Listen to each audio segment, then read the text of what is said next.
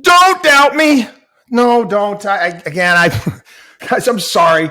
I apologize. I've been out for the past couple of days, and I'll explain to you why. A little bit late. Not today. Maybe next week. But anyway, neither here nor there. Don't doubt me. I spent a lot of the past couple of days because I've had the time on my hands to respond to people's emails and queries about what's going on in the markets. And again, a lot of CI told you so moments. When I say don't doubt me, I'm not claiming credit. I'm not claiming credit for the magic formula. The magic formula, which has led our investors over the past 3 decades to do well, and the calls that we've made. These are simple rules of the universe that we try to get across again and again and again. And, when this, I wrote a column, it was almost 2.5 years ago, talking about the storms ahead that we saw due to all of the government money printing and what was taking place and the easy money policies. And we were going to run into a bit of a rough patch. Call that warning people in regards to doing things, how to position one's portfolio, understanding that storms and corrections happen and you need to handle them a certain way. Not too long ago, we told you what happens. Everybody's still in search of recession. Leonard Nimoy. Everybody's looking for when the recession is going to come. When's it going to come? And then you get the GDP report, and then you get earnings coming in. And what did we tell you? What do good companies do? Many of my clients, they understand this. I have a large swath of our client base are small business owners and a myriad of different businesses. When you see slowdowns, when you see, times might get a little bit tighter, economy's getting a little bit tougher, what we got to do? We got to go through. We got to go through, and we got to clean house a little bit, find greater efficiencies. Where can we save money? What has been working? What hasn't been working? It's almost, kind of forces you to, kind of get your company back into shape where you might have gotten lazy. Human beings, we do this many human beings do this after the holidays. They say, oh, jeez, I get on the scale and they're looking down like, holy shnikes, boy, I a little bit overdid it here. It's time to get my butt back in shape. Companies do the same things. Companies get lazy. Nothing makes a company more lazy than easy money, cheap money. And we told you what good companies were going to do. We told you good companies are going to go through and they're going to start firing people. They're going to start firing people. They're going to start cutting costs. And it's the right thing to do. We made fun of this here on the podcast, on the radio show, all of these college students. Oh my God, high-fiving one another, gloating online about their 6-figure jobs, working at Silicon Valley, working from home in their pajamas and their slippers and walking their golden doodles a couple hours a day. What do we tell you? We're making fun. So enjoy it while it lasts. Enjoy it while it lasts because it's not going to. It's not going to. Here's a reality check, and I take this outside of the investment world. I've explained this, and I do this when I talk to, and I lecture kids on, life and jobs and all this good stuff, which I like to do. Treat every single job you're going to get in your life like it's your company, like it's your business, and add value every single day. If that's the case, you're not going to get fired. You want a surefire way that you are not going to get fired from your job, okay? Or unless you do something really out of the ordinary, stupid. Again, make money for the company. You bring in more money, more business. You create greater value for that company than what they're spending on you. You ain't going anywhere. You ain't going anywhere. They're going to encourage you. That's what they're going to do. And, you saw all of these companies treating human beings during the whole COVID thing. We got to hire as many people as we possibly can. And you got to give a bit to Elon Musk there. He takes over Twitter, kind of ripped that Band-Aid off, going through like Ari Emanuel and Entourage. You're fired, you're fired, you're fired, you're fired, you're fired, you're fired, you're fired. Again, the company's still working. Take a look at the layoffs across tech. They're all still operating. Yeah. As a shareholder in many of these companies, it pissed me off at the time. Why are you hiring all these people? You're just going to fire them anyway. You're just going to fire them anyway. I mean, why don't you bring people on that are going to actually create some value? Anyway, it kind of reminds me. Do you remember I love the movie Office Space? Office Space is, back they made the movie during the whole .com run-up tech era, late 1990s. And company, Initech was the name of the company, and they brought in consultants, and all the workers at the company freaking out. They brought in consultants means they're going to be firing people, the Bobs. They brought the Bobs in, and they were doing interviews with employees, and it was funny how some of the interviews went. And in the movie, you'd sit in there, and they would explain what they did over the course of the day, which is basically nothing. There was a line that the Bobs gave, is what exactly do you say you do here? And again, if you can't answer that question, you're going. You're going. You got to have a reason for your existence. There's a story in the Wall Street Journal. Google is all about cost control now. Yeah. Easy money days are over. It's about cost control for all companies. And again, when I talk about slowdowns in the economy, whether it be a recession, whether it be no more easy money, it's all about recessions. We call it recessions, whatever. Even though we're not in one, acting as almost like the lymphatic system of the human body. You're getting rid of the gunk. You're going through and you're saying, okay, where do we need to do a better job? Where do we need to become more efficient? And the companies that do that, good companies that do that, the ones that you should have in your portfolio, because all companies are going to screw up with certain things. There's no doubt about that. It's how you deal with those errors, how you deal with those mistakes, and how you come out on the other side. That's what's key. Again, let's get back to the world of investing. Again, I talked about those are the companies that you need to own. Again, I've talked about this, for a while when it comes to not being the proverbial pig as an investor. And I want to get into this again. Again, I know I cover a lot of this on the radio show as well. I always bring up Mr. Miyagi from the Karate Kid, the first Karate Kid movie. He's teaching Daniel's son. Daniel's is intrigued by the bonsai trees that he's got and how he takes care of them. And he shows him, picture tree. It's picture your life. What do you want?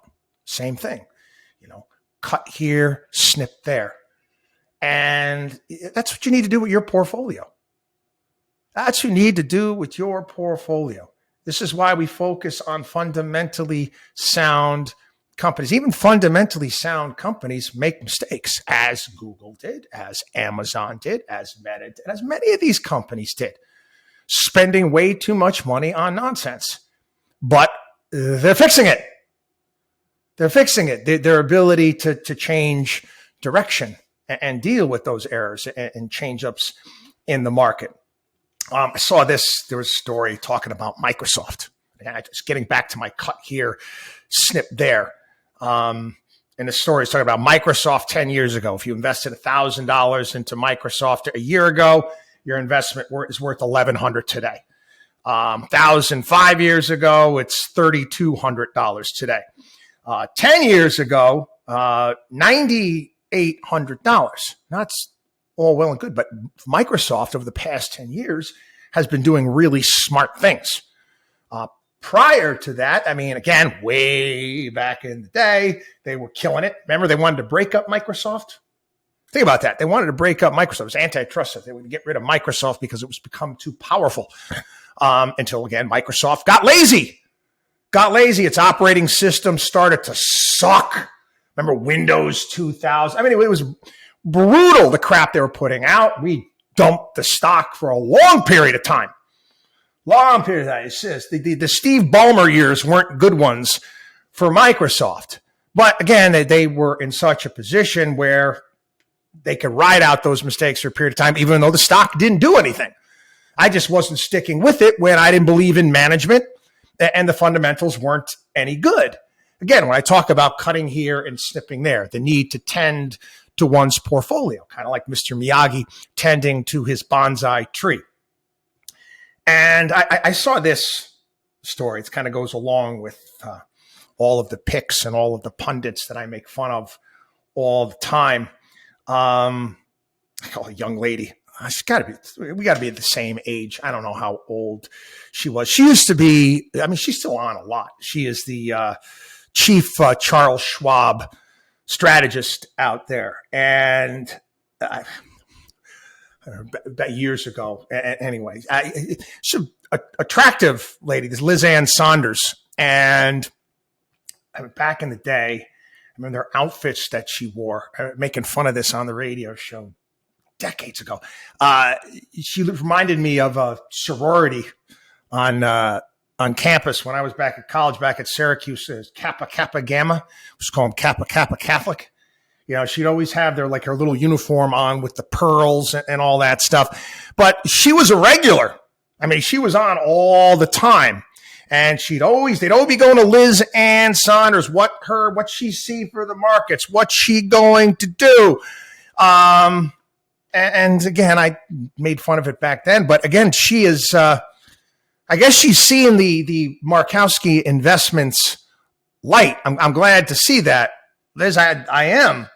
She's come out and she's admitted that she sees little value in Wall Street's year-end S&P 500 forecast for individual investors and for those advocating long-term investing principles.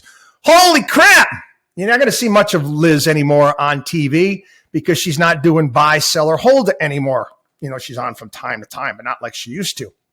Again, Liz Saunders has exercised the demons, and she's doing things the right way now. She says, we don't do that. I think it's truly the dumbest exercise that Wall Street strategists do. The dumbest exercise, to do a price target without any context. I know, Liz, but you were doing it for a long time. Again, it's okay. It's okay. I'm glad you've seen the light. And in this interview with her and what she's saying, she's exact same things. It's like echoing what we've been talking about here on the program and how all of these recommendations and what you should be doing with your money. It's all bullshit. It's all bullshit. Let's say you're a trust fund kid. Trust fund kid, you're 22 years old. You just got a $10 million inheritance. Does it matter to you? You're going to try to time the markets. Does it matter to you what the markets are going to do over the short term at all?